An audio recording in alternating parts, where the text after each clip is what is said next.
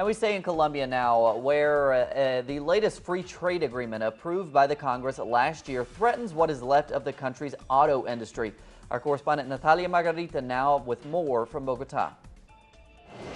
In the wake of the recently approved free trade agreement with South Korea, Colombian automotive suppliers such as Herman Rodriguez company have been struggling to stay in business. Over the last few years, Rodriguez had to reduce his staff from 150 to 110 employees.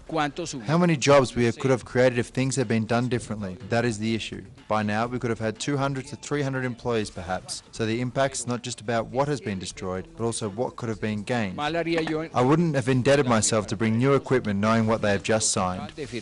Since the opening up of the national markets in the beginning of the 90s, all Colombian governments have tried to appease criticism of liberal market policies by saying that local businesses have to become more competitive. However, such statements seem little more than cynical.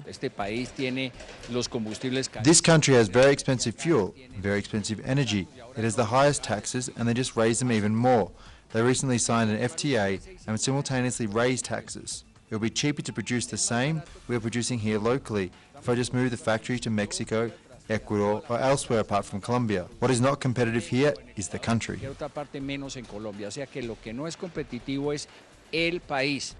Economist Camila Diaz explains that free trade agreements are not the problem per se, but the conditions under which Colombia has been negotiating them. He emphasizes the need for equal conditions among the signatory countries in order to create mutual benefits. That clearly has not been the case for Colombia so far. A medium-sized company in South Korea gets financed at an interest rate of approximately 4.5% per year. A medium-sized company in Colombia at an interest rate of between 14 to 17% annually. Therefore, the cost of capital are quite different. Here it is much tougher, much more difficult. And above all, the access to financing is much more complicated. The recent approval comes as the latest in a series of 13 free trade agreements that have already been implemented in Colombia. For local entrepreneurs such as Herman, it might very well mean the end of their businesses. From Bogotá, Natalia Margarita, Telesur.